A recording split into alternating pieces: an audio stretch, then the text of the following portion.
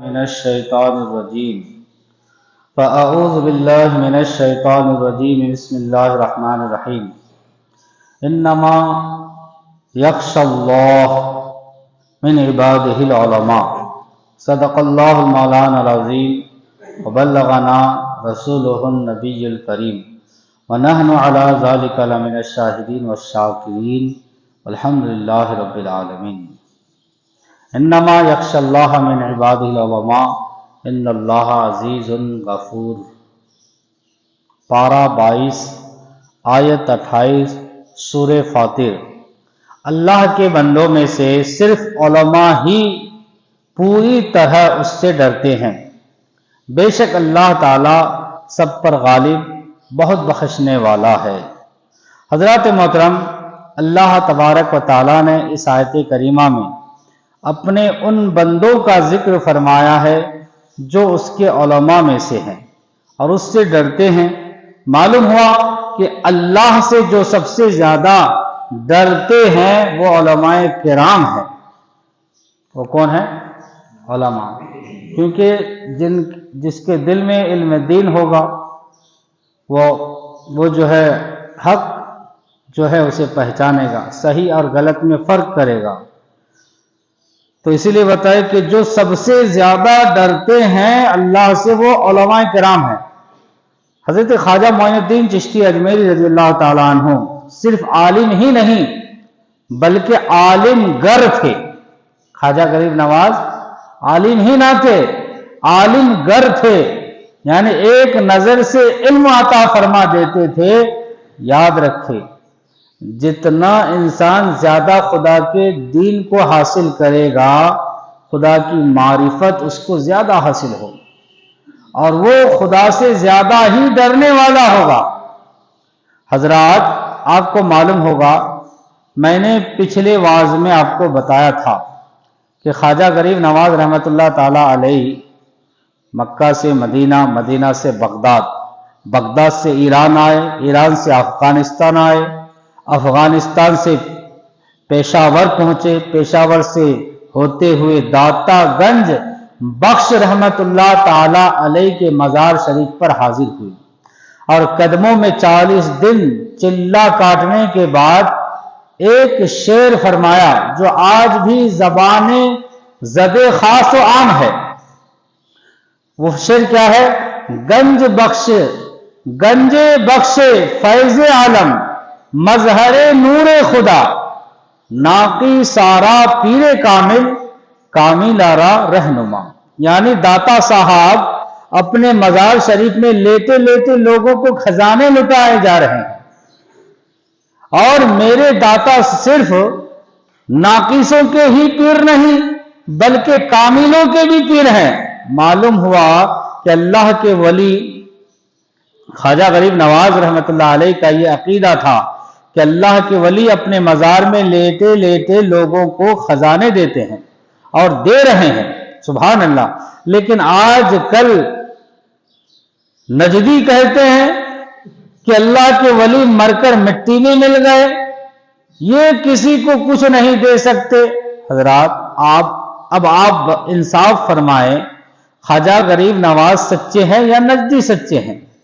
اگر غریب نواز سچے ہیں تو یہ نجدی جھوٹے ہیں، اور ہم تو یہی کہتے ہیں کہ غریب نواز سچے ہیں، یہی نجدی ہی جھوٹے ہیں۔ لہذا ان نجدیوں کو چاہیے کہ اپنے مولویوں کی بات چھوڑ کر میرے خواجہ غریب نواز رحمت اللہ علیہ والا عقیدہ اختیار فرمائے۔ لیکن مسلمانوں یاد رکھو، یہ آج کل کے نجدی ملا ہیں، انہوں نے مسلمانوں کو بدعتی مشرک بنانے کا ٹھیکہ لیا ہوا ہے۔ یہ لوگ کافروں کو تو مسلمان کر نہیں سکتے، البتہ مسلمانوں کو کافر مشرک بدعتی بنا رہے ہیں۔ حضرات محترم، میرا تو عقیدہ، ہم سب کا تو عقیدہ یہ ہونا چاہیے کہ میرے داتا کی کرامت کا ظہور آج بھی ہو رہا ہے، اور صدیہ گزرنے کے بعد بھی میرے داتا کے منکر میرے داتا کے قدموں میں آنے پر مجبور ہو جاتے ہیں۔ اللہ اکبر۔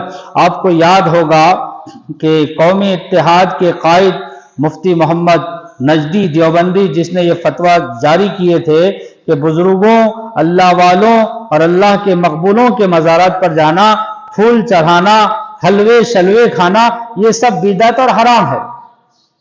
انہوں نے یہ لکھا کہ پھول چڑھانا مزاروں پر، حلوے کھانا، یہ سب حرام ہے۔ لیکن خدا کی قدرت اور میرے داتا کی کرامت کا ظہور تو دیکھو، جب یہی نجدی مفتی محمد دیوبندی 1977 میں قومی اتحاد کا سربراہ بنا، تو پھر یہی مفتی محمود میرے پیارے داتا گنج بخش سید علی حجویری رحمت اللہ علیہ کے مزار پر حاضر ہوا۔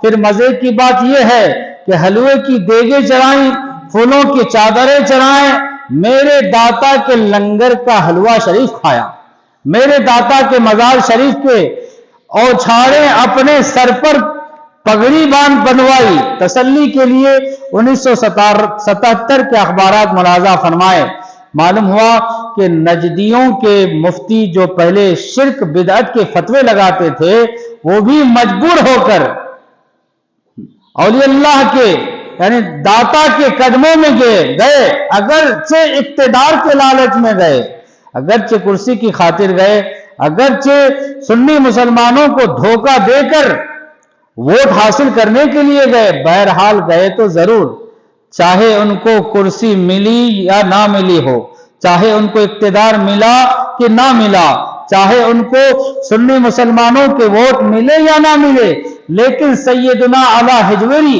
المعروف داتا گنج بخش رحمت اللہ علیہ کی کرامت تو ظاہر ہو ہی گئی۔ اللہ اکبر!